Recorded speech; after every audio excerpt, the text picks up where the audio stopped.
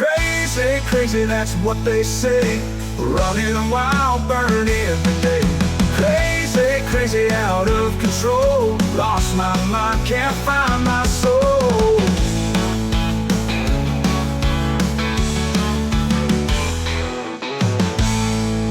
Jalgpallipodcast Kris küsib. Tervitus kõikidele tänastele podcasti sõpradele ja vaatajatele. Võib öelda, et käbi ei kuku kännust kaugele. Nõnda isa, nõnda ka poeg. Tänaseks minu vestluskaaslaseks on mees, kes on kirjutanud ennast suurte trükitähtedega Eesti jalgpalli ajalukku. Ei keegi muu kui härra Martin Reim. Tere tulemast! Tere, kes? Martin, sinu teekond jalgpalli sai alguse Lõvide vennaskonnast. Räägi meile sellest lähemalt. Jaa, tegelikult see vennaskonna nimi on sinna juurde tulnud selle viimase filmiga. Et tegelikult oli lihtsalt Lõvide meeskond või võistkond. Mis sealt siis rääkida? Olid ajad 70-ndate lõpus, 80-ndate algus, kui siis see jalgpall siis Nõukogude Eestis ei olnud nii väga populaarne, eriti Eesti poiste seas ja oli selline aktiivne treener nagu Roman Ubakivi, kes siis lihtsalt koolides oma eelmise kasvandikke nii-öelda laiali saatis ja gruppe moodustama, et see oli põhimõtteliselt nagu Tallinnas esmakordne, kus koguti erinevates koolides jalgpallivõistkonnad ja hakati siis koolide vahelisi võistlusi pidama, et mina käisin Tallinna, see oli 44. keskkool, praegune Mustamäe, mitte gümnaasium, vaid Mustamäe kool. Ma ei tea, kuidas nüüd Mustamäe gümnaasium on nüüd uue koha peal, aga et seal oli meie siis nii-öelda kooli võistkonna nimi oli Lõvid aga oli palju erinevaid, olid puumad, olid kotkad, olid igasuguste loomanimed erinevates koolides ja me käisime omavahel turniire mängimas ja umbes kui 2 aastat oli mängitud, siis pandi kokku nii-öelda nagu üks võistkond. Miks see võistkonna nimeks Lõvid said? Mu isa jutu järgi sellepärast, et meie kooli võistkond võib-olla kõige rohkem neid turniire võitis, aga nii see nimi sai ja sealt sai minu jalgpalli nii-öelda tee alguse ja pisik ja ma arvan ka suuresti Eesti jalgpalli mängimise nii-öelda uus algus. Aha, okei. Aga sa tõid välja, et see Lõvide mäng hakkaski ju tegelikult Nõukogude ajal. Aga kui lihtne üleüldse oli ühel jalgpalluril Nõukogude ajal mängija karjääri teha? Kui lihtne või raske õigemini? Ütleme nii ja naa. Kui sa karjäärist räägid, siis loomulikult sul oli ainult ühes suunas said minna, eks, et sinna ida poole. Kui mingisugust soovi oleks jalgpallurina olnud kuhugile natuke kõrgemale jõuda, sest piirid olid kinni, väljapoole isegi ei näinud, mis seal toimub ja ei osanudki võib-olla ka unistada. Samas treenimise koha pealt olid asjad ühest küljest lihtsamad, sest spordikoolid olid, kes rahastasid või maksid kinni, näiteks me olime laagrites suvel, kui 3 kuud on kooli vaheaeg, me olime 3 korda 3 nädalat näiteks Illuste laagris või Viljandi laagris ja mina küll ei mäleta, et mu vanemad oleks pidanud maksma sellest raha, et see oli kuidagi läbi, me olime vist Oktoobri rajooni spordikool, ehk et aga kuna jalgpalli ei olnud sellist, ei olnud ju eraomandit või ei olnud erakätes need klubid, siis ta oligi kuidagi niisuguse piirkonna järgi spordikoolide all ja sealt kaudu sai neid laagreid teha. Ehk et kui võrrelda seda, et tänapäeval on nii, et hea, kui sa nädal aega laagrisse saad minna, et lapsevanem kannataks selle välja muude puhkuste kõrval, siis ju treenimismahud võivad olla väga erinevad.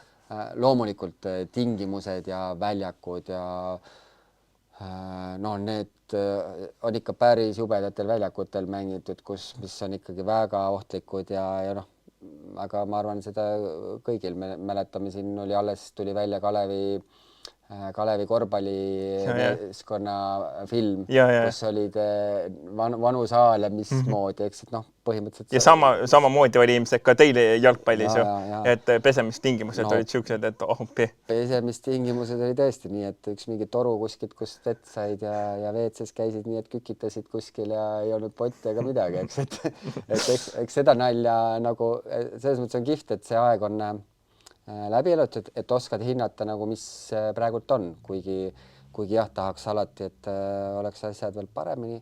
Nii et kas oli kergem või raskem, siis noh, loomulikult praegult on ju tegelikult võimalus ükskõik kuhu liikuda, kui sa oled ainult tubli ja nii-öelda mees või naine, kes väga või poiss või tüdruk, kes väga-väga soovib ja on võib-olla ka seal piisavalt annet ja töökust, et siis on kindlasti need võimalused hulka laiemad ja et aga noh, ütleme hea, et ma jalgpalli juurde jõudsin ja selline võimalus tekkis, nii et ma olen jah suhteliselt õnnelik. Aga kuidas möödus üleüldse sinu lapsepõlv? Jalgpalliga? No ütleme nii, et tegelikult ega mina ei alustanud oma spordi tegelikult elu jalgpalliga. Et mina ennem kui jalgpalli treeningute võimalus tekkis, see oli esimeses klassis, olin mina juba 2 aastat käinud judos. Ehk et olin suhteliselt hea seal ja et oli selline legendaarne judotreener nagu Andres Lutsar, kes siis lubas must tegelikult olümpiavõite teha ja ta oli nii kurb, kui ma jalgpalli juurde läksin, aga jalgpall mind paelus jah rohkem, et oli selline lõbusam, kuigi ka Andres Lutsari judotreeningud olid väga niisugused fantastilised, et natukene sain ujumas käidud, aga see oli väga lühikest aega. See oli juba siis jalgpalli kõrvalt natuke, aga veel tuleb meelde, et jalgpalli ajal algusaastatele meil ikkagi mängiti ka jäähokit natuke ja kuna ma olin jäähokis ka päris tubli, noh, ütleme sel ajal tegelikult ju oligi nii, et kõik jalgpallurid talvel mängisid jäähokit ja jäähoki mängisid suvel jalgpalli, et siis oli vahepeal selline niisugune jäähoki mängimise laine ka, aga see lõppes ruttu ära, sest jalgpallitreener kutsus mind trennis gruppi ette, ütles vali, kas jalgpall või nii ja ma olin, ma ei tea, 10 äkki. Okay. Et seal tehti kiiresti selgeks, aga noh, ma saan aru ka, meil olid siis nagu päris hullud ka koormused juba, et me juba siis, kui läksime 4. klassi, spordiklassi näiteks, hakkasid ka hommikusi trenne, ehk selline võimalus sellisel ajal oli juba ilma üldse noh, mingisuguse akadeemia asjata, vaid sealt kooli ja selle spordikooli kuidagi nagu kaudu, et jah. Okay. Aga sa tõid praegu välja ka selle, et sulle tuldi ütlema, et vali, et kumma sa nüüd teed. Ja. Et sul on olnud tõesti meeletult pikk ja huvitav karjäär, et kui õigeks nagu sina ka nagu nüüd treeneri vaatevinklist peaksid seda, et mõningad lapsed nagu teevadki mitut trenni korraga, et tegelikult ta on nagu andekas seal oma mingis õiges spordis, mis ta teeb, aga samas ta tahab veel mingit muud asja teha.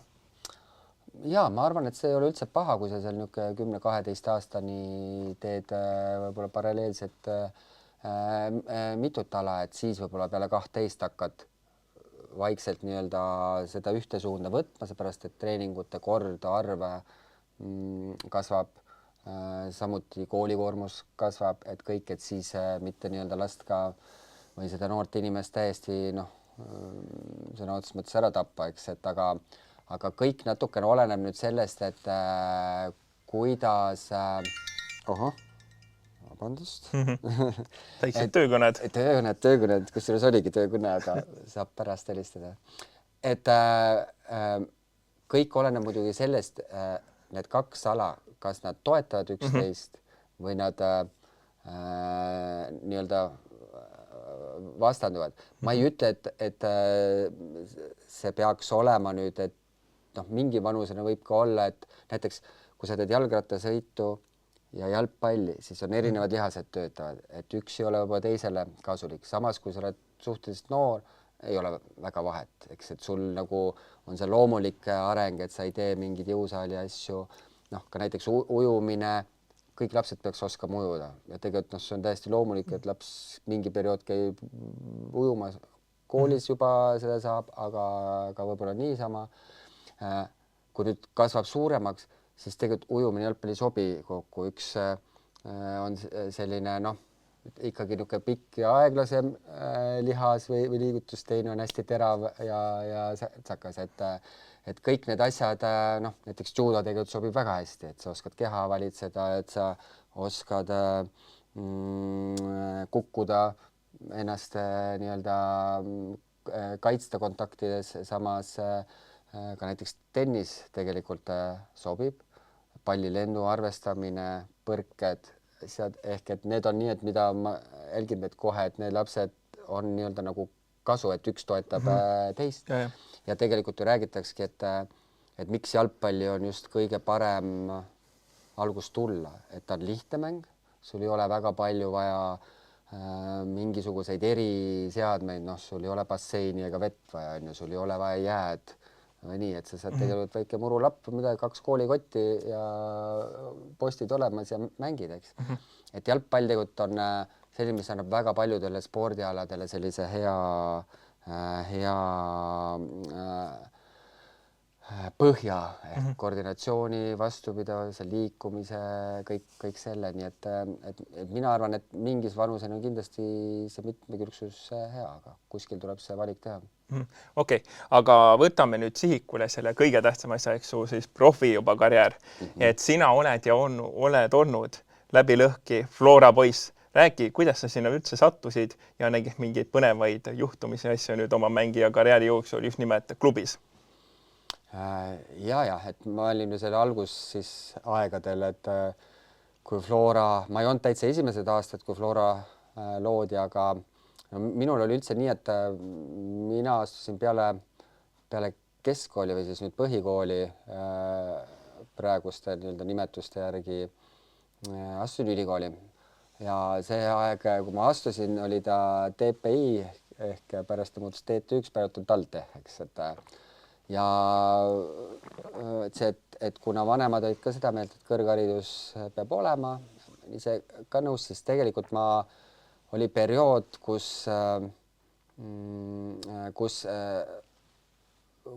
ma läksin tööpraktikale Soome ja tegelikult see oli täpselt 90-ndatel 90-91 ehk ajal, kui Eesti sai vabaks, ehk kõik oli kaoses, keegi ei teadnud, mis tegelikult toimuma hakkab, mis saab jalgpallist, sest et me enam noorte seda lõvide võistkonda enam ei olnud, me mängisime NSV Liidu siis teist liigat, oli Tallinna KSMK või kõrgema spordimeistrilikkuse kool, selline võistkond, sellega mängisime siis Nõukogude Liidu teist liigat, siis see kus ära, mis hakkab toimuma, kas on Eesti koondis, kas on Eesti liiga, et see oli lahtine, aga mina läksin Soome tööle, tööpraktikaga, töötasin seal üle poole aasta paberitehases ja see oli sel ajal maailma üks suurimaid paberitehaseid, kuna ma õppisin siin paberi ja tselluloosi tootmist, siis see oli niisugune hea praktika ja mängisin seal Soome 3. liigas oma lõbuks. Ehk tegelikult, kui seal oleks natuke aeg edasi, ma olekski võib-olla selle jalgpalli asja jäänud katki. Aga siis oligi see 91 või 2 aastal, kui Soome laeva peal, siis Flora võistkond vist sõitis kuhugile ja seal Aivarit kutsus nii-öelda Florasse mängima tagasi ja siis oligi, et oli esimene treener, minust oli veel välistreener, oli leedulane Kotovas, selline treener, kes oli Floral ja siis hakkasime nagu see ja Flora oli tegelikult siis kokkuvõttes nagu koondis ehk et sinna koguti kõik need kodakondsed Eesti poisid, kes olid ja veel ei olnud nii suurt jalgpalli nii-öelda kandepinda ehk võistkondi olid, aga paljud olid vene rahvusest võistkonnad, kellel ei olnud kodakondsustki, sest siis oli ju tegelikult see probleem, et kohe, kuidas hall pass, vene pass, Eesti pass, kes mida saab, kuidas võib, et eks ta oli, aga mina jah, siis mängisin Floras ja tegelikult Eesti liigas ma tõesti ei olegi kuskil mujal mänginud. Omalt poolt veel tahaks lisada praegu seda, et ma oleks kuskil nagu ajalootunnis, et ma kuulen erinevaid selliseid põnevaid asju, mis minule noorena mehena on nagu väga-väga huvitav ja nagu põnev kuulata. Aga siit sa just ütlesidki, et sa ei ole tegelikult kuskil mujal olnud, et sinul ei ole ka näiteks väliskarjääri nagu mõningatel näiteks osadel su sõpradel, et kas muidu oli nagu mingeidki väikseid siukseid asju, et kuskil välismaal tunti huvi või mäletad sa? No Soomes ma mängisin kõrgliigas 2 aastat, et Kotka TP-s, et seal oli päris mitu eestlast, et seal oli vahepeal mingi 3-4 tükki, et Okay. Arbeiter Argo mängis seal, Toomas Kallaste, Urmas Kirss, Lembit Rajal oli vahepeal seal, Meelis Hindma, mina, et küll natuke erinevatel aegadel, aga ehk et seal oli, aga minu vanusest mängijatest jah, kes oli, et tegelikult Mart oli üks, kes välismaal nii-öelda nagu sai jala ukse vahele ja võitles ennast nii-öelda suurde pilti ja Risto Kallaste oli vahepeal, oli Taani liigas, aga suhteliselt vähe ehk et mis ma ise leian, et põhjus oli selles, et seesama aeg, kui me olime kõige paremas vormis 16, 17, 18, kust oleks võinud liikuda ära, oli see Vene aja lõpp ja Eesti aeg ei olnud tulnud ja tegelikult me välja kuhugi ei saanud ja oli selline nagu pausi koht ja see 2-3 aastat see nagu võttis selle taseme alla, et siis juba 90-ndate algus, siis oli juba 20+ ja seni, kui sealt nii-öelda nagu see põlvkond selliseid me 90-ndate algus, kui me hakkasime koondisega või rahvusvahelist jalgpalli mängima, siis ju me olime tõesti ka niisuguste suurte silmadega, nii mis üldse toimub, eks, et mis tase on ja kuidas, et me olime alles 90-ndate lõpus ja 2000-ndate alguses oli see võistkond suhteliselt see vanus, kes seal meid siis oli, palju oli seal neid lõvipoisse, aga me olime juba peaaegu 28, 9, 30, see oli see aeg, kui me võitsime Venemaad kodus, kui me neid M-ile sõitjaid oli seal veel, kes käisid ja meilt nii-öelda tappa said, ehk et siis, kui see tase oli piisavalt hea, oli see vanus juba selline ja selles vanuses Eesti mängijad on nagu juba keeruline, kui sa ei ole kuskil võib-olla juba sellises seltskonnas mänginud, ehk et natuke nagu hilja tuli see Eesti aeg või liiga vara sündisin, võtta kuidas tahad, et juba kui seal mingi Mart oligi seal aasta noorem, juba oli natukene parem, et ma mäletan, et tema esimene ju välisklubi oli ka Soomes, et üldse see Soomes saada. Sul oli vaja ju luba kuskilt Moskvast, et sa saad üldse välisriiki reisida ja niisuguste asjade saamine oli suht võimatu.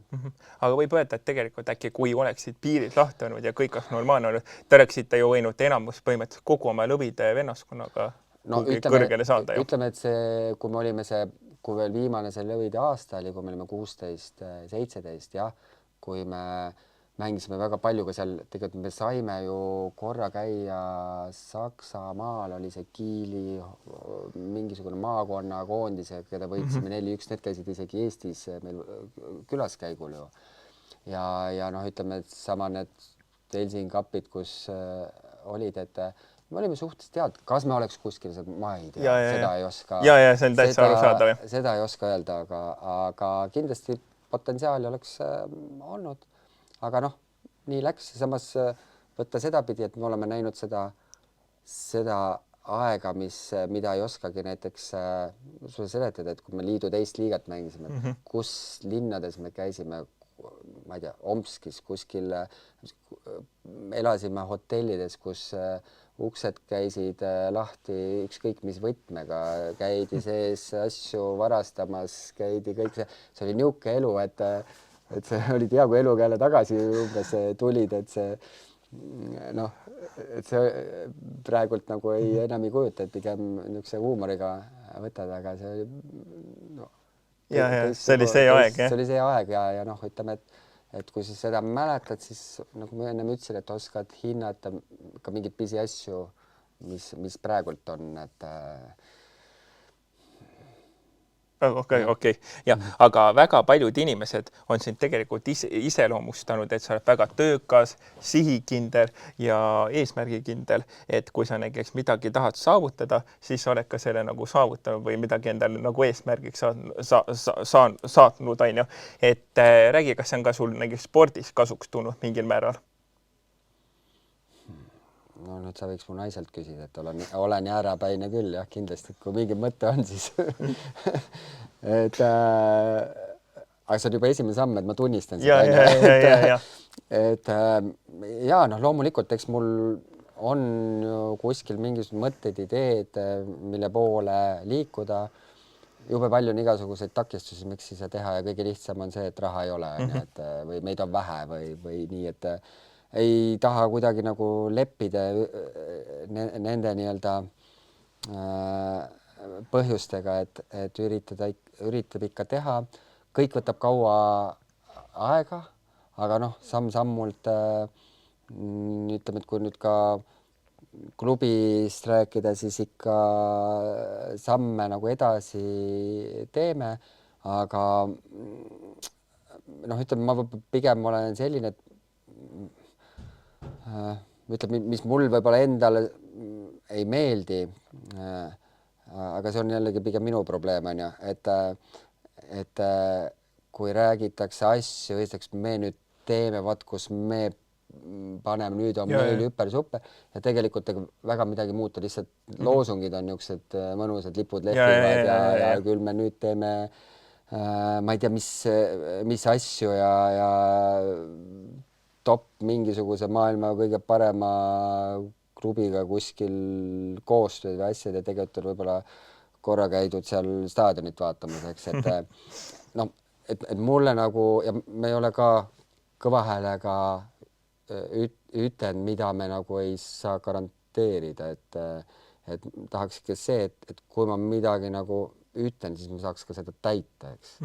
Et kui ma ütlen sellele noorele mängijale, et ma saan niisugused võimalused sulle pakkuda, et siis ma ikka täidan, mitte see ei ole, et ma tahan, et ilmtingimata minu klubist tuleb ja luuletan kokku suure ilusa roosa mulli, mille peal suur respekt selles suhtes sulle mees.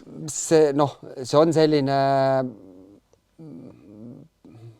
äkki kasvatus, samas iseloomult ka võib-olla vahest ma tunnen, et see pidurdab asja.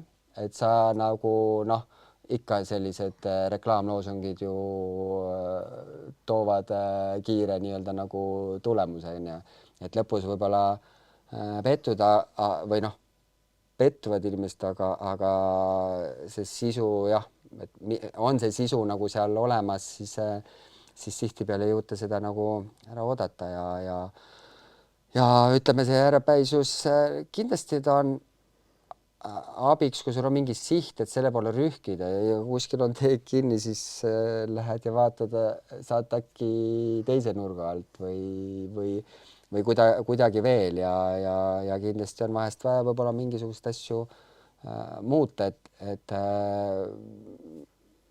võib-olla saab teistmoodi paremini ja kindlasti on mitu teed, kuidas ühte või teise kohta jõuda, eks välja ja neid lõppeesmärke on ka ju igal jalgpalluril, igal klubil või jalgpalli sees oleval inimesel erinevad, et ja kuidas sinna jõuda, nii et pole ühte kindlat, aga see küsimus, kui sul oli, siis ma arvan, et pigem rohkem on ta tulnud kasuks, aga kindlasti on ka aeg-ajalt nagu takistuseks, sest jah, nagu ütlesin, vahest tuleb lihtsalt, oleks kasulikum võib-olla vahtu ajada, aga nii see on. Jah, aga jõuame nüüd Premium-liiga juurde. Sul on Premium-liigas kirjas 385 mängu ja 69 väravat. Päris ilus tulemus, jah? No jah, võib-olla selle kohta küll, et ma ei olnud ju ründaja, eks, et ma olin nagu poolkaitse pigem ja aja jooksul aina allapoole nii-öelda vajusin nagu tavaks on, eks, et ründav poolkaitse või äärekaitse, siis kontrolli poolkaitse, siis juba mingi aeg keskkaitse. Et jah, ma ei tea, siin on mehi küll, kes on ju neid üle 400 mänge vist on ju mänginud, et rääkimata kuningast, Rolovist on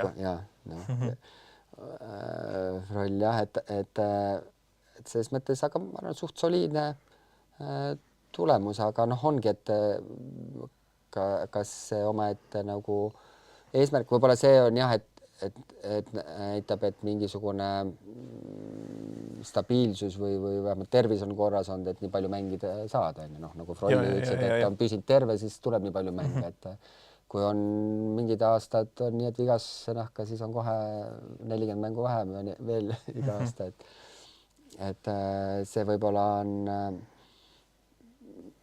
jah, ma arvan, et seal Soomes olin ka, tuli ikka mingisugune 5-60 mängu 2 hooaja peale ära, et aga ei mäletagi. Okei. Aga nii, Martin, aga jõuame nüüd näiteks Eesti koondise juurde. Seal sa oled vapse hullu pannud 157 mängu, aga üks mees läks just eest ja see on legendaarne Kostja, on ju. Siis 14 väravat. Su debüüt oli 6. märtsil aastal 1992 Sloveenia vastu. Mind ei olnud veel sündinudki, kui sina debüüti tegid. No vot. Jaa. Kadriorus. Aga äge mäng ja 1-1 Sloveeniaga. Et mis ma oskan öelda? Esimene mäng oli ju ilus, et ei kaotanud, mängisime viiki.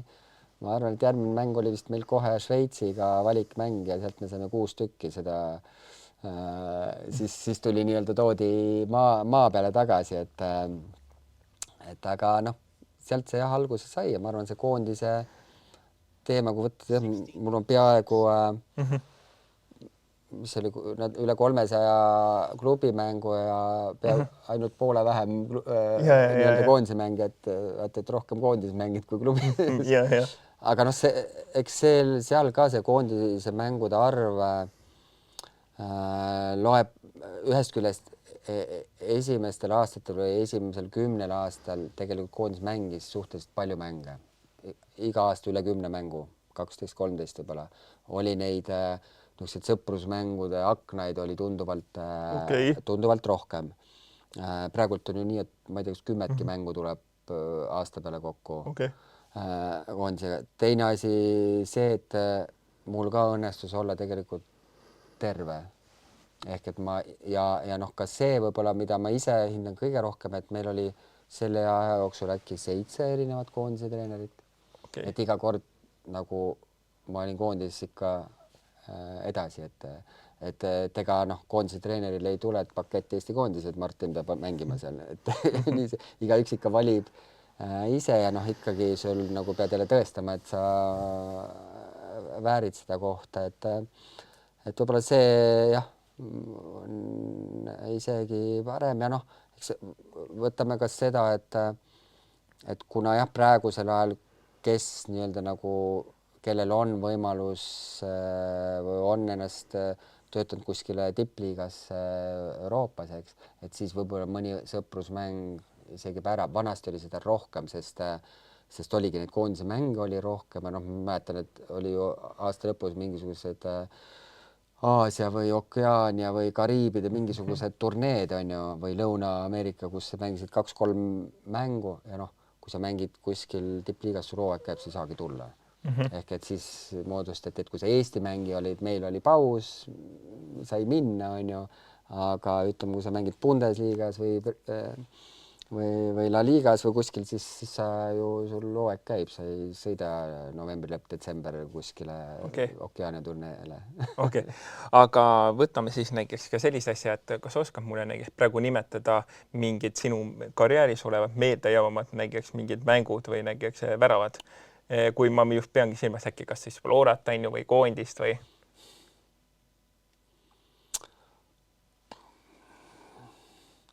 Tead, Flora väravaid, ma mäletan küll, et üks mingi Kadrioru mäng oli, kus tavaliselt oli, me olen siin juttu olnud ka alati, kui nüüd praegult meie kõrgliigast räägitakse, et mingisugused derbid nagu ja nii, et minu arust, kui ma ka viimast, ütleme, Flora Levadia mängu, siis derbist nagu kaugel mäng küll, jah, võitlust, aga kuidagi seda tunnet kõrvalt ei tekkinud, et mäletan, et meil oli, siis oli ikkagi nagu isegi rahvuste põhjal nagu, et seal ikka kakeldi väljakul ja ikkagi sõimati ja see oli ikka niisugune, see oli tõeline nagu andmine ja siis oli ka üks Kadrioru mäng, kus ma mäletan küll, et ma lõin peaga värav, mida ma väga tihti ei löö, on ju.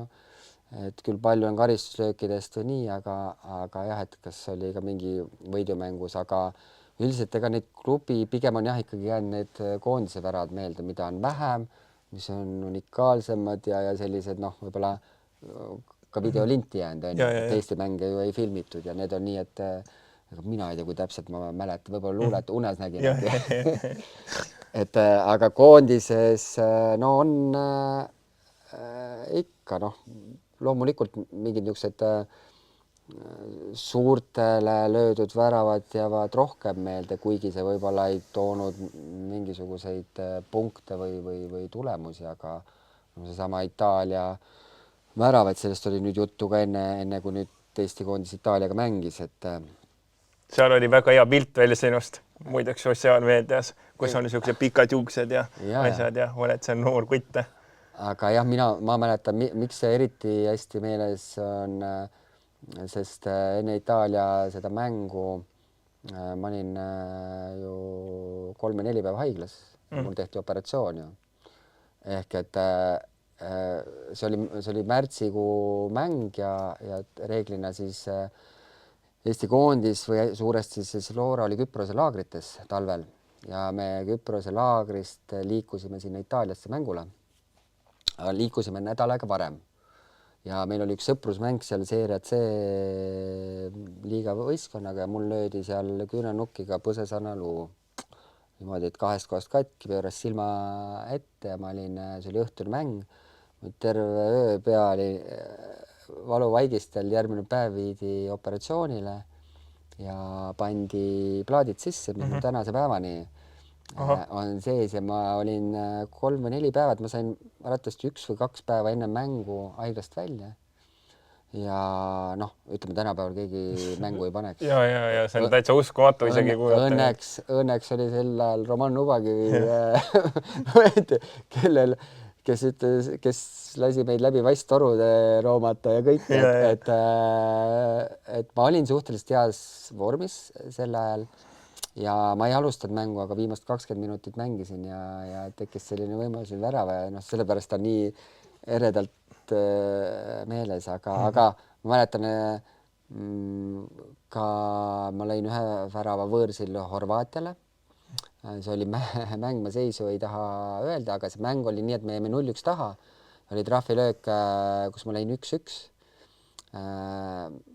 Pärast seda lõppseisu igaüks võib guugeldada, see ei olnud väga ilus, aga ma sain sõimata võistkonnakaaslasi, et kurat, et pidi ma selle ühe löönud, ajasin närvi Horvaadid. Need panid meile seal vist veel mingi 5 või 6 tükki, et oleks pidanud rahule jätma, aga jah, et see oli nagu naljaga sõimata, et mõned sellised väravad on jah. Seal mingi valikmängul tegelikult ma mäletan, et pusimine oli Andorraga ja viimase, minust Raio Piiro üks esimesi mänge vist oli ja talle tehti penalti ja see oli mängu lõpp ja noh, penalti löömine ka nii, et noh, pead ära lööma, et siis mingid niisugused jäävad ka meelde, et mis olid ka punktide mõttes kasulikud. Okei. Aga lähme nüüd siis natukene juba teisele vaatevinklile, et kui su karjäär lõppes, siis sai sinust treener. Oled olnud peatreener nii FC Floras, Levadias on ju, meeste A-koondise juures, siis oled ka poisse juhendanud U19, U21, samuti ka naisi U23. Et räägi, kuidas see kõik üleüldse alguse siis sai ja noh, teekond treenerina siis. Treeneri teekond, jaa. Treeneri teekond tegelikult sai alguse ikkagi siis, kui veel mängisin. Ja tekkis siis Jalgpalliliidu juures ju see sama koolituste teema, mis meil on, et mängijatele ehk ka koondise mängijatele sellist võimalust ju pakuti, et teha ka need treeneri paberid ja mina mäletan, ma olin esimene lend siis, kes sai tegelikult ju kätte need UEFA Pro litsentsid. Ja see oli 2006. Ma ei tea, kui vana sa olid 2006. Nüüd sa esitad mulle hea küsimuse. Vot, aga 2006 oli see esimene lend, kes ja sel ajal tegid meil neid koolitusi siis need Hollandi treenerid Arno Paipers ja Jelle Huus, kes siis olid koondis ja ka Flora juures treeneritena, eks, et nemad olid siis nii-öelda teine välismaalaste treenerite nii-öelda brigaad, et esimene oli Tordarsson, see, kes islandlane, eks, et aga sealt sai alguse, et üldse selle treeneri nagu mõtted tekkisid. 2007 lõin Viimsi jalgpalli kooli. Klubi, ja seal ju noorte treener, mina, minu isa ja Ivo Lehtmets, kes meil on praegu siiani peatreener, eks. Ehk et alustasin noortega. Kui ma lõpetasin mängimise 2009 Floras ja tegin viimase koondise mängu, siis tuli pakkumine Flora peatreeneri kohale ja pean tegelikult väga sarnane nagu Kostjaga, eks mängijaga lõppes ja tegelikult niisugune järgmine aasta oli see pakkumine. Hästi uus asi, ei olnud ju täiskasvanuid treeninud, loomulikult väga paljude erinevate treenerite all olnud koolitusi läbinud, aga ikkagi huvitav aeg. Mis oli veel huvitav, et Flora ei olnud 7 aastat meistriks tulnud, ehk et klubi oli väga pahane. Mis veel oli huvitav, et sel ajal olid Flora klubil väga suured majanduslikud raskused. Ja see oli see aeg. Ehk et see oli see aeg, kus mängijad olid ka hädas, noh kindlasti ka klubi on ju, et ja selles oludes et Flora treeneriks ja tulime esimesed 2 aastat meistriks. Ehk et nüüd ma vaatan, kas Kostja teeb järgi. Või teeb hoopis niimoodi, et vaata lööb siis ka seal su rekordi üle, et koondise eest ta juba selle mängude poole pealt võttis või nii. Siis ta peab 3 korda tulema järjest, on ju. Aga ei, tubli tööd, et seal, et 3. aasta siis jah, need klubi finantsprobleemid läksid kuidagi liiga suureks, aga see selleks, et siis peale seda Florat tegelikult kutsuti või pakuti siis Eesti U21 koondis. Ja jällegi ma ütlen, et väga erinevad tööd, kas oled klubitreener või koondise treener. Mõlemad on omamoodi huvitavad. Üks on see, kus sa saad olla väga kättpidi juures ja voolida nii-öelda mängijad, teised on, kus sa pead kogu töö peas visuaalselt ära tegema ja panema selle 1 nädalaks ideaalselt kokku, eks. Et see U21 ma tegelikult arvan, et mul õnnestus olla päris heade aastakäikude juures, on ju, et U21 seal 2 vanuse käiku, et siis tegelikult me tegime ka valikturniiridel päris häid häid mänge ja võitsime ja saime üle 10 punkti, isegi 11 punkti või niimoodi, et mäletan ka jällegi Venemaaga 2 mängu olid sellised, et kodus 1-2 kaotasime, võõrsil nad lõid alles lõpus 0-1 kaotasime, et võitsime Sloveeniat minu arust võõrsil, Bulgaariaga mängisime viiki nii kodus kui võõrsil, ehk et täiesti, seal mängisid meil Karol Metsad, Nikita Baranovid, Väides on ju, siis Henri Hannes Anierit olid seal, oli väga palju väga huvitavaid ja tuttav nime minu jaoks oli ja sõpru tuleb järjest välja. Ja ka, kes see veel, Trevo Lerhi, Artur Pikk, Brent Lepistu, 92, Liivak ei olnud sul või? Liivak 96, tema oli see järgmine nii-öelda, et ma olin 2 tsüklit nagu 21. Teine olid siis Sappinen ja Liivak ja Saliste ja sellised, et aga ja, et seal ikkagi oli ka, mängisime suht korralikke mänge, isegi me isegi käisime U21 koondisel oli selline turniir iga aasta nagu Kubok Sadružast ehk rahvuste karikas. See toimus ju Peterburis.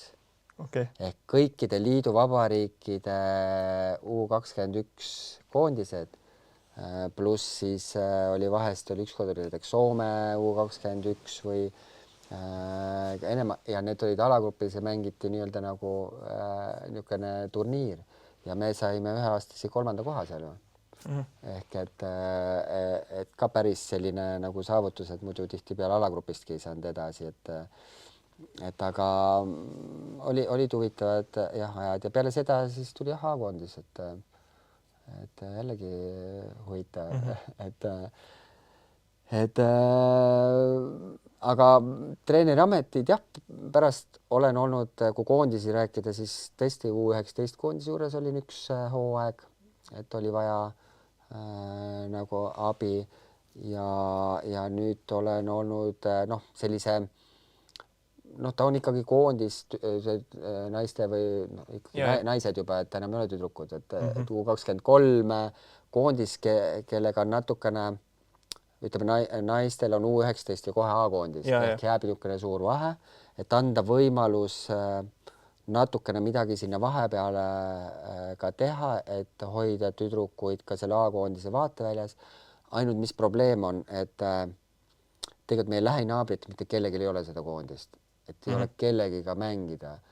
Et see vajaks nagu võistlusmänge, aga lihtsalt ei ole ja Prantsusmaa või Saksamaa või nende, kellel on sinna nagu ei pääse ligi ja ma ei tea, kas on ka mõtleteks, et see on, aga klubi tasandil jah, kui alustasin oma klubiga noortes, siis olen seal ka kõik etapid, ma olen ka lasteaedades treeninguid läbi viin.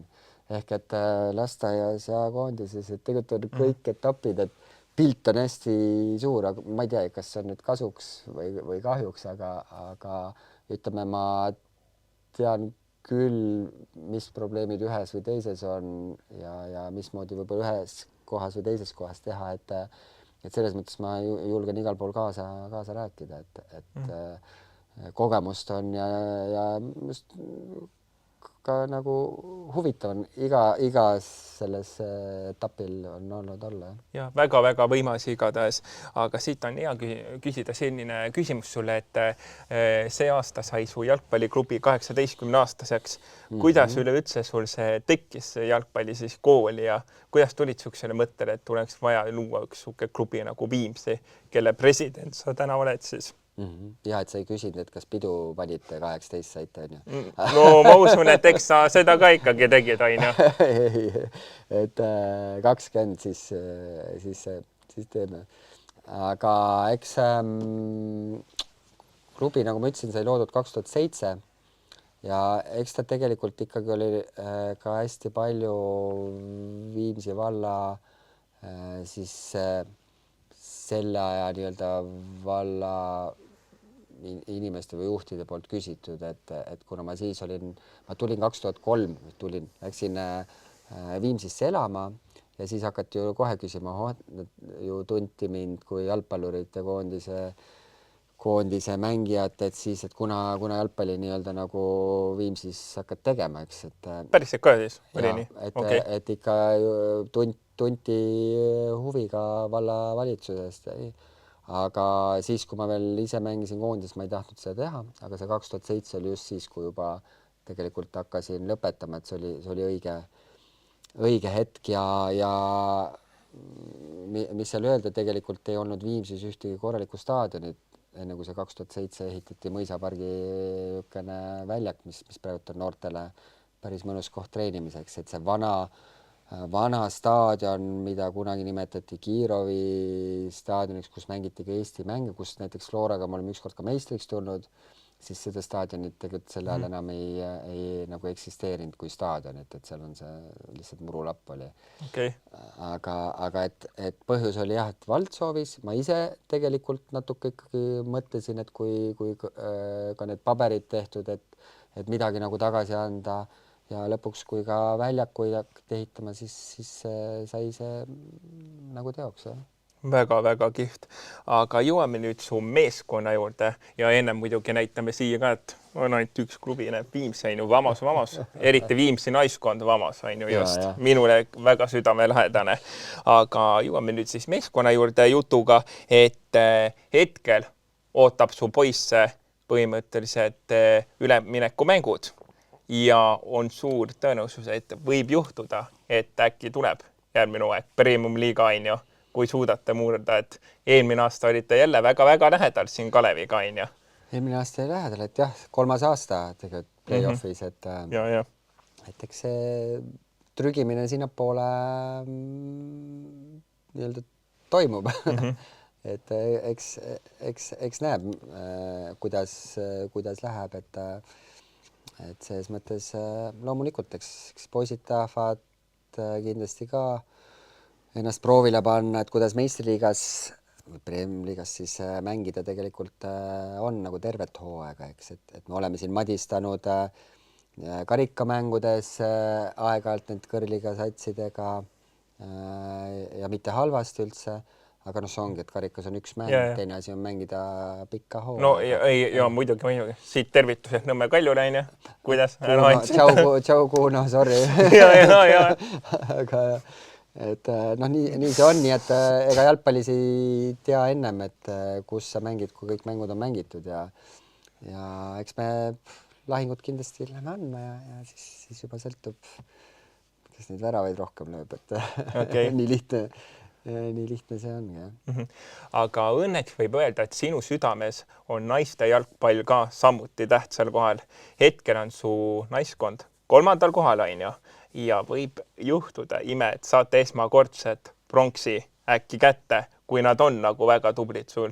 Lisaks siin võib mainida, et sa oled üks väheseid juhte ja presidente, kes teeb aastas 2 laagrit oma tüdrukutele, üks Pärnus, teine Türgis on ju, et räägi lähemalt oma nüüd naiskonnast ja sellest.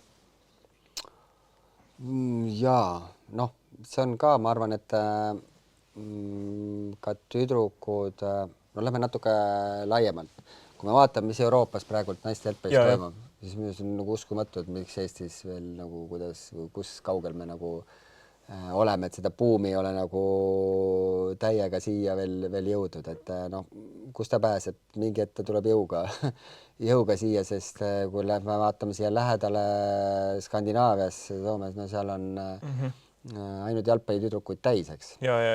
Aga et loomulikult ka klubi juhina ma mõistan ka neid klubisid, kes ütlevad, et tüdrukute ja naistega ei tegele või see on loomulikult iga asi, millega tegeleda on kulu. Ehk et ega selle klubi nii-öelda tegemisega ega sa nagu, ma ei tea, rikkaks ei saa või midagi, et see on nii palju kohti, kuhu seda raha oleks vaja liigutada. Üks asi ja loomulikult sa pead võtma klubis selle otsuse, et kas sa investeerid, paned seda nii-öelda toetust ka sinna alla või mitte. Et kus see asi oli, et olin mingi periood siis abiks treenerina. Ja sa oled ise ka treener. No ma ikka olen ju treeneri seda ka aitan, et ja meil olid tüdrukud, pidid minema U17 liigat mängima, Eestikaid, aga meid oli niisugune 14 tüdrukut äkki nimekirjas. Noh, ei olnud väga suur all ja kui sa mõtled 11 väljakul on ikka päris keeruline võib-olla tervet hooaega läbi saada. Ja kui sa lähed teatud kindlasse vanusse mängima, ega ei ole väga lihtne ka, et kuskilt mängijaid juurde saada, sest põud nagu oli paljudel. Aga kuna see vanus võis ka naiste liigat mängida, siis sai tüdrukud meelitatud nõusse, et lähme parem siis mängime seda madalamat naiste liigat ja siis meil on võimalik täiskasvanuid endale appi võtta, et meil oleks vähe pikem pink ja tugi olemas ja nii see läks, et 3-4 aastat tagasi siis läksime naiste, siis ei olnud teist liigat, siis oli ainult meistriliiga, esiliiga. Okay. Esiliigat mängima. Läks nii hästi, et tulime teiseks, mängisime play-off ja lõime Põlva nii-öelda out'i ja tõusime aastaga meistriliigasse, nii et näitas, et tegelikult tegime õige valiku, et sinna läksime. Ja nüüd oleme 3. aasta meistriliigas ehk et esimene aasta suuresti enda jõududega, mõni üksik abiline kõrvalt ja siis aina jah, nagu toekamalt ja rohkem ja oleme ka, ma arvan, samme seal liigas, kui esimene aasta võitlesime, et mitte välja kukkuda, eks, edestasime 2 viimast, aga olime väga kaugel 5. kohast, et jäime 6. Siis eelmine aasta tegelikult me jäime küll ka 6. aga tegelikult me olime 4. 5. peaaegu samade punktide peal. Ja nüüd on see, et võitleme pronksi peale. Nii et jällegi samm edasi, et vaikselt liigume ja kindlasti on tüdrukud palju paremini hakanud mängima kui see 3 aastat tagasi. Ja lisaks võib veel ka seda öelda, Martin, et tegelikult sa oled esimene klubijuht üleüldse Eestis, kes on ka toonud välismaa mängijannasid, just nimelt ma pean nüüd naisi silmas. Kuigi Ararati võistkonnas oli, eks. Armeenia tüdrukuid, need, kes seal treeneritena olid ka, aga me oleme et see nagu üks eesmärk see, et anda ka oma nendele mängijatele sellist teistsugust jalgpallikogemust kõrvale juurde.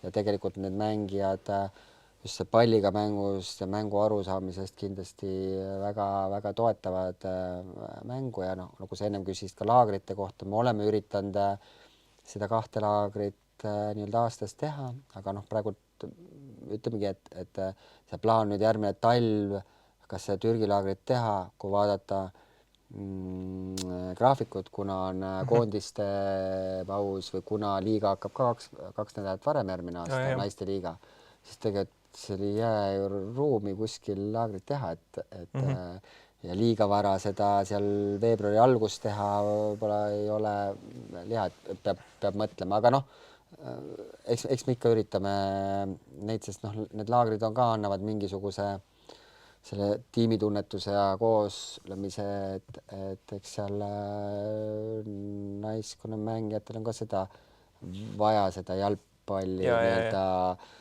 tunnet rohkem tekitada, et see Eesti vajab kindlasti väga palju.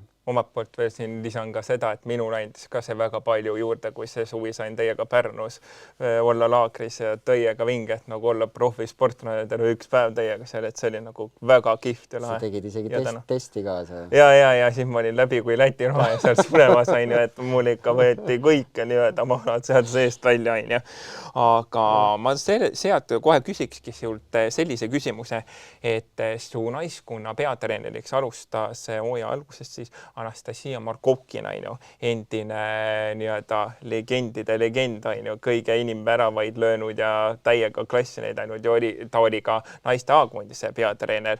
Et mis sa arvad, kas mingil määral naiste tulek tõi ka su naiskonnale täiesti uue hingamise ja power'i sisse? Jaa, kindlasti. Ma arvan, et väga suur vahe on, kuidas tüdrukud praegult mängivad või kui nad aasta tagasi. Ja see oligi ju teadlikult see soov, tegelikult ma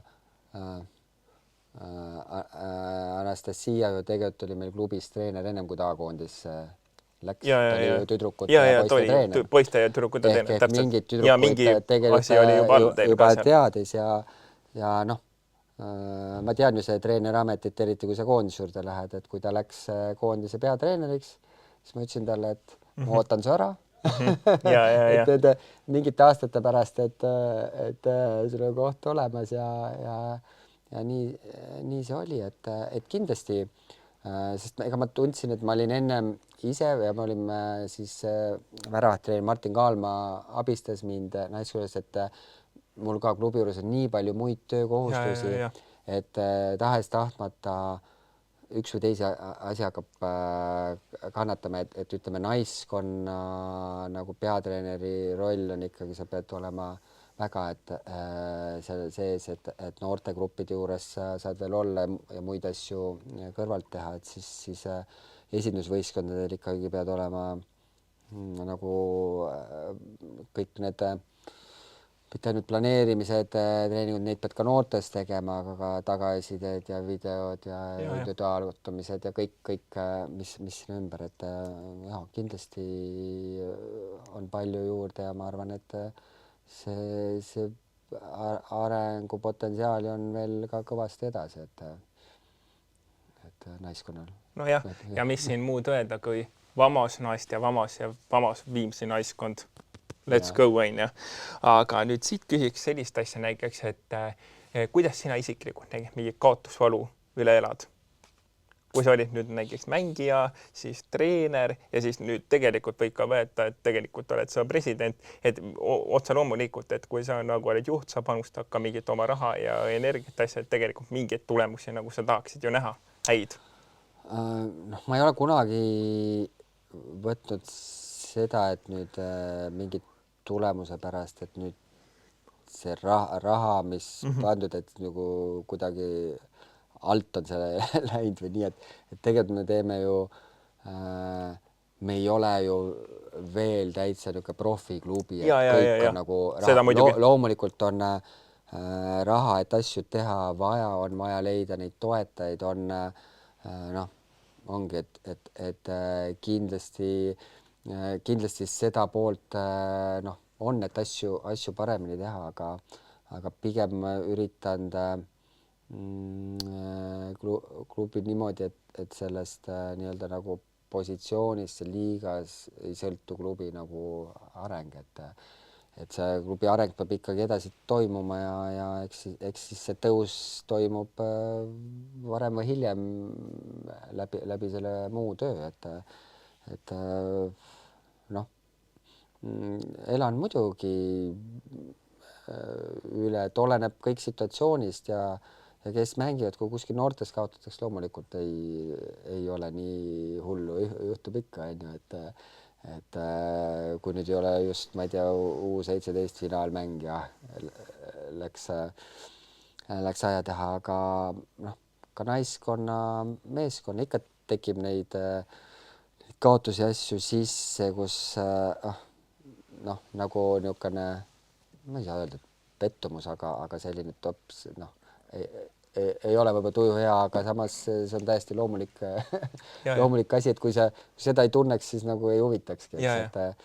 Aga võib öelda küll, et kindlasti kui need play-off mängud on või praegu ka naiste näiteks viimased mängud, me käisime Kaleviga mängimas, päris pingel oli seal kõrval nagu olla, sest väga meie jaoks ka ikkagi suur asi mängus on ju, et pole ju Viimsi klubi kunagi medalite peale võidelnud täiskasvanute liigas ja kindlasti see on asi, aga see on ka asi, mida pead õppima ka võistkonnana, sest see tekitab teistsugused nagu pinged või ootused ka mängijatele endale, eks, et ja noh, kõrval ka, eks siis on ka pinged suuremad, kui see mängus on, mida rohkem on ju seda, seda rohkem pingeid on, et omalt poolt veel tahaksin tealt lisada, et mina, kes olen ka nagu teie see fänn ja toetaja, mingil määral juba nagu väikene nagu koostööpartner oma podcast'iga, ja kui see Elva mäng oli ja see nagu viimasel konkreetsel sekundil löövad elvalased selle viigivärava, mul oli nagu reaalselt nii kurb, nii õnnetu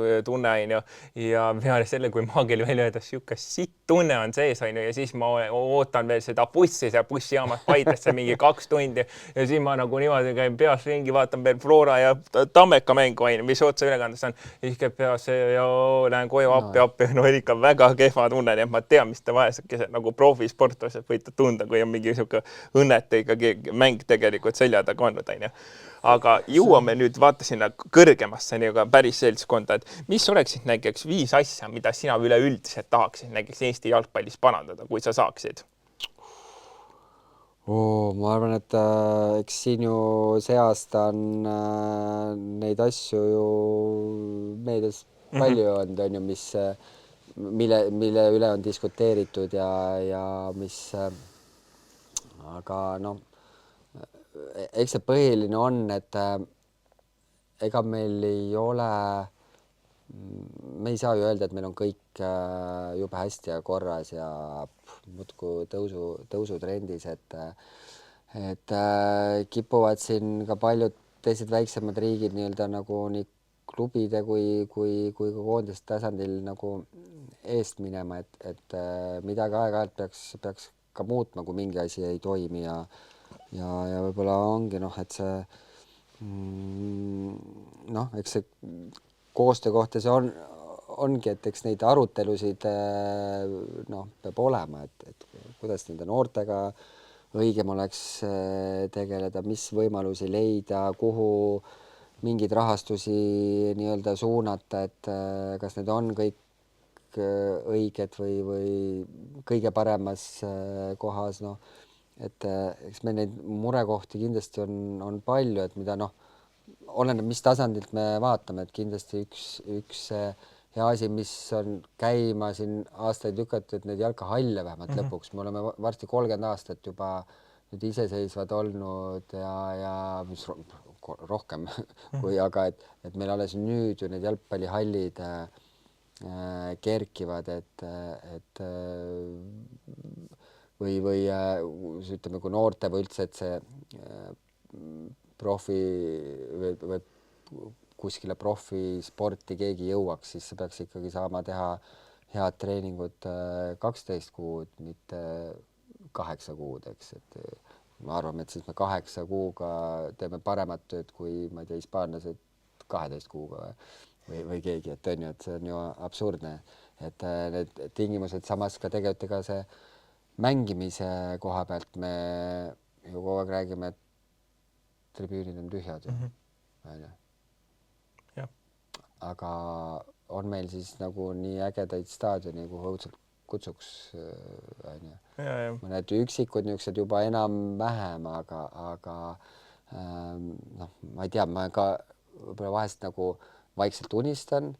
Ma jällegi kõva häälega alati välja ütlen, kui see hakkab reaalseks, aga miks ei võiks Viimsis olla näiteks 2-3 tuhat pealtvaatajat iga mäng, on siis meeste või miks mitte ka naiste mängul. Meil elab 25-30 tuhat elanikku Viimsi poolsaare peal. Et pole ju utoopiline. Kuskil Skandinaavia väikses Rootsi linnakes, kus on 5000 elanikku, 10 000 staadion ja rahvast täis, eks kõik ümberkaudu tulevad. Ehk et mingi 2-3 tuhat, see võiks ju olla, see ei ole ju utoopiline, aga et sinna see rahvas tuleb, kindlasti peab olema mäng huvitav, peab olema huvitav, mis seal nagu toimub, aga ka kindlasti sellele pealtvaatajale, et see tribüün on ikkagi katus pea kohal ja veel parem, kui ta oleks siis jalgpallistaadion või et tribüünid on muru lähedal, et see tekitab kõik sellise ägeda tunde, et me jah, oleme ka sellest, et noh, paljud satsid, Harju mängib, meie mängime koolistaadionitel on ju noh, et noh, ma ei oska öelda, et meil on isegi, et tribüüne üritame teda teha nagu jalka moodi ja käib ka suhteliselt hästi rahvast, aga ikkagi noh, kui me suudaks sinna kuskile kõrvalt teha sellise 2-3 tuhandeks, kus on ümberringi tribüünid katuse all, jalkaväljak, ma arvan, et kahekordist kohe seda pealtvõtte arvu on võimalik, aga jällegi on ju, et kui sa kunagi miljardäriks saad, siis või peab ise lotot mängima, no ütleme nii, et tuleks euro jackpot, ma tean, kuhu ma raha investeerida on ju. Aga siit on äkki siis hea võtta ka järgmine teema, et olid meil presidendivalimised on ju. Sina otsustasid, et annad oma hääle ja oled Ragnar Klavani selja taga. Et kus siis tuli üleüldse selline idee või mõte? No ega ta tuli suhteliselt järsku on ju, et siis kui sellest ju kuskil seal mingi aasta tagasi, aasta lõpus üldse see uudis välja tuli on ju. Ei no mina lähtusin ka pigem sellest, et seal on 2 asja. Kas ma olen rahul, kus me oleme jalgpalliga Euroopas või ma ei ole rahul? Tegelikult nii lihtne see ongi. No kui sa oled rahul, siis sa ei saa mitte midagi vinguda, kritiseerida, siis ongi see koht meil seal. Kui sa ei ole rahul, siis sooviks midagi nagu muuta, et proovida teistmoodi teha, et äkki õnnestub, noh, ega väga palju nagu kehvemaks minna ikka ei saa, et selles mõttes see oli nagu üks see ja et kui väga pikalt on nagu ühte rööpaid pidi mindud, siis äkki oleks vaja natuke kuskil, ma ei ütle, et palju asju kindlasti nagu okei, aga et see nagu need muud nüansid seal sees on muud, aga see põhimõtte küsimus, et noh, see, et kui paljud klubid üldse sellest 100-konnast nagu mõtlevad Eesti tulevikku üldse, kus ma ei tea, koondis, võib-olla pooled üldse neid ei huvita, nad on nii kaugel sellest, need nagu täiesti suva, et kas või kuidas peaasi, et oma asja seal rahulikult natuke teen ja kõik on ju, et mis ütleme see kaas, mina ütlen, et niisugused debatt, okei, jah, ma olen ka seda meelt, et inetuks ei tohi minna, aga argumenteeritud debatte, analüüse, alternatiivasju, minu arust see on ainult elavdab jalgpalli ja paneb jalgpallist rääkima ja ka pingutama, noh, et ega siin öelda, et tuleb jah natuke paljusid asju võib-olla väga kõvasti ümber mõelda, et kas annaks mingit muud moodi seda nii-öelda rongi õiges suunas liikuma, sest noh, et ainult selle peale, et jah, nüüd tuleb järgmine põlvkond või nüüd hakkab tulema niimoodi, siis me ju räägime väga pikalt sellest, et põlvkond saab siis tulla, kui meil U17 on finaalturniiril, U19 murrab finaalturniiri, U20, mis ma saan öelda, selge, on ju. Okei, see on natuke ebarealistlik võib-olla kohe nii, aga et kui noored on küll natuke rohkem neid liikunud välismaal, aga hakkavad mängima nendes klubides ja murravad ka sealt nii-öelda noortesüsteemist siis oma selle klubi põhisatsi, noh, neid juhuseid on, ma ei tea, kas ongi üldse. Ma ei tea, ei no jah, ongi, et ma näiteks Itaalias on väga palju akadeemiates ju on poisse, minust nüüd pole ükski jõudnud, Vetkal oli vist kõige lähemal Roomas, et kes nagu natukene sinna lähedal, aga vabandan, võib-olla ega ma kõik ei täpselt ei tea või mäleta ka, aga ongi, et jah, ja noh, eks me saame ka muidugi iga klubiga saab ka peeglisse vaadata. Kas ma olen maksimumi teinud, isegi nendes nappides oludes, nendes tingimustes, eks, et eks see koos pingutamine, üksteist toetamine, see on nagu jah, oluline. Okei, aga siit on üks hea küsimus võtta. Sa oled väga palju ära teinud Eesti jalgpalli jaoks. Väga palju. Kas ühel päeval võib juhtuda selline asi, et Martin Reimo otsustab ise hoopis kandideerida Jalgpalliliidu presidendiks? Tead, ma näen, kui palju on praegult klubis nii-öelda asju, mida saab suunata ja kiiremini ja lihtsamalt ja ma olen praegult küll pühendunud nagu, et üritada seal võimalikult head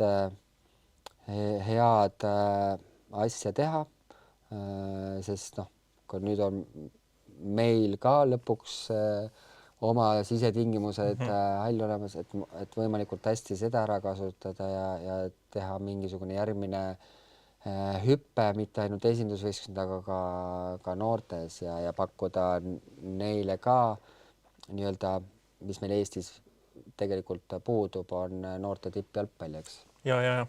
Ehk et seda ei pea alati tegema nii, et me kogume kõik ühte punti kokku üle Eesti, sõidavad, istuvad pool elu autos ja kuskil, et seda saab ka, kui seda varakult nii-öelda nagu teha, et klubides endaga sees, et nendel noortel, kelle unistus on siis kuhugile ikka jõuda, pakkuda neid võimalusi, et seda teed me ka siin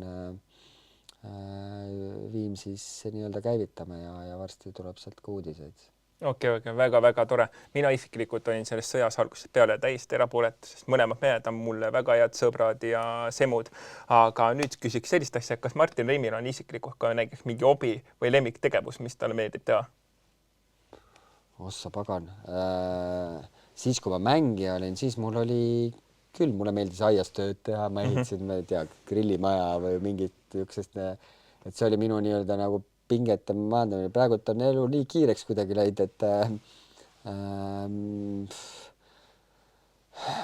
käin podcastis, vaatan vaheldus, on ju, et mõtlen muule seal, et mis mu, no eks ma üritan ka tervist hoida, et vahepeal sporti teha, ise natukene liigutada. Aga ise enam jalgpalli eriti ei viitsi mängida? Jalgpalli ei mängi, aga jah, pigem niisugust ratast ja ujun ja talvel, kui lund on kuskil, siis suusatan ja midagi sellist, aga sellist hobi, mida ma kodus võiks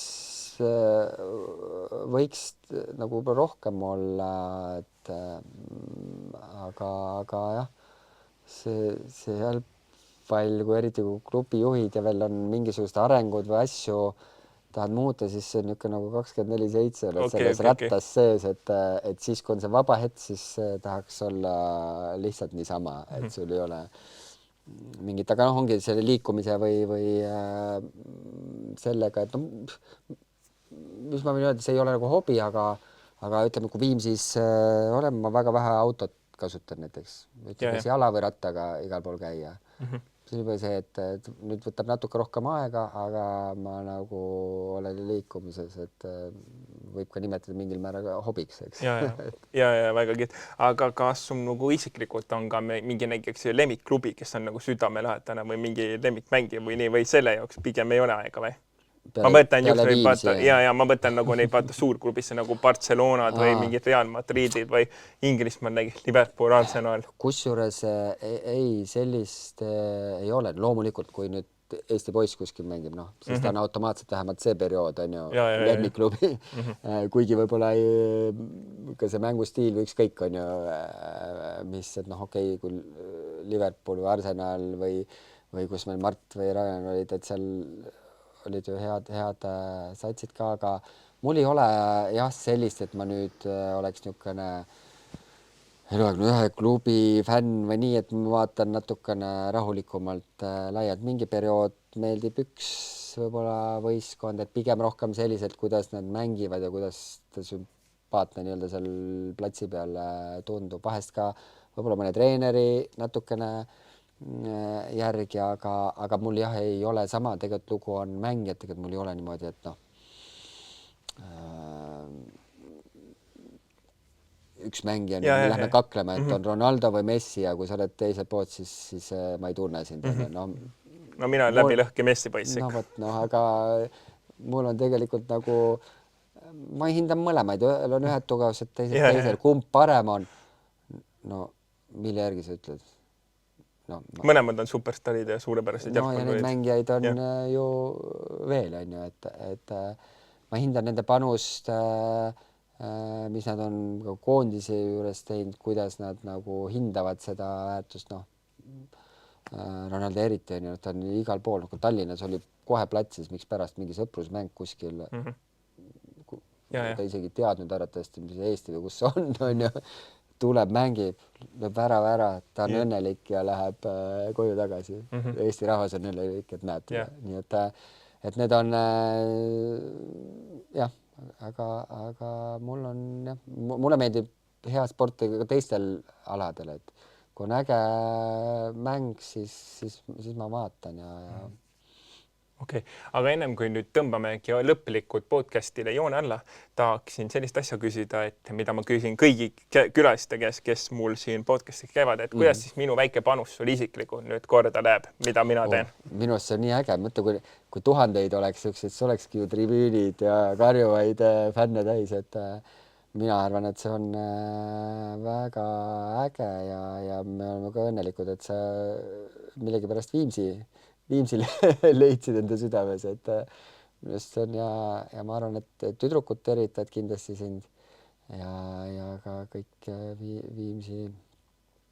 Viimsiga seotud inimesed, et eeskujuks teistele fännidele, et kuidas tuleb fännata, on ju. Ja, sest ma võingi sinule veel ka öelda ja oma podcasti vaata, et minul ongi siin ainult 2 naiskonda, kes mul kõige suuremad südamel on, ta ongi suur konkurent Flora, on ju, ja siis samuti ka Viimsis. Ma tunnen, et Viimsis nagu tehakse asja südamega ja ma tahaksin ühe päeval samuti sinna kuuluda, sest nagu see naiskond on lihtsalt nagu nii vinge ja nii raha. Nüüd ma küsin sult, et Paides on ka ju naiskond. Ma tean, et on naiskond ja nad mängivad ka järgmine aasta naiste meistriliigas, aga sellega oleme me juba oma jutud ära rääkinud, mina jään truuks oma Viimsile ja Florale.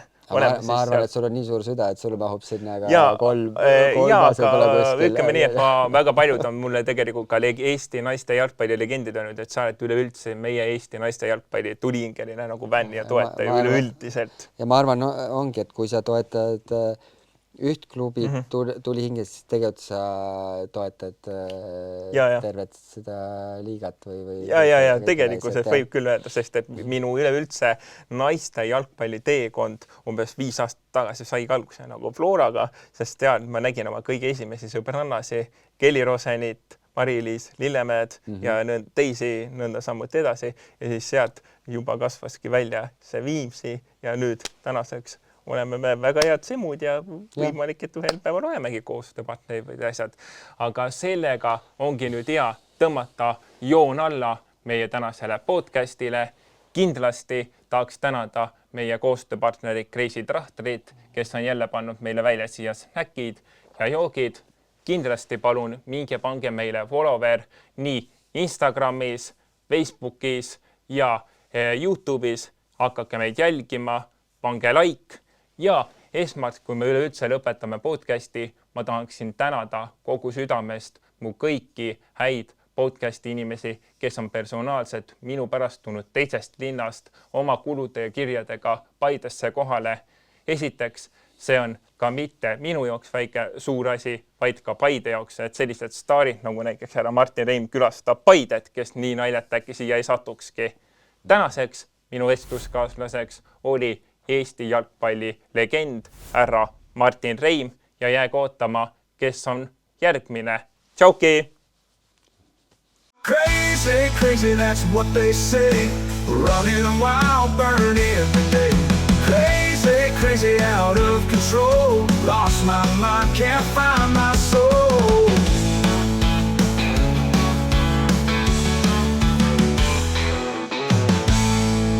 jalgpalli podcast Kris küsib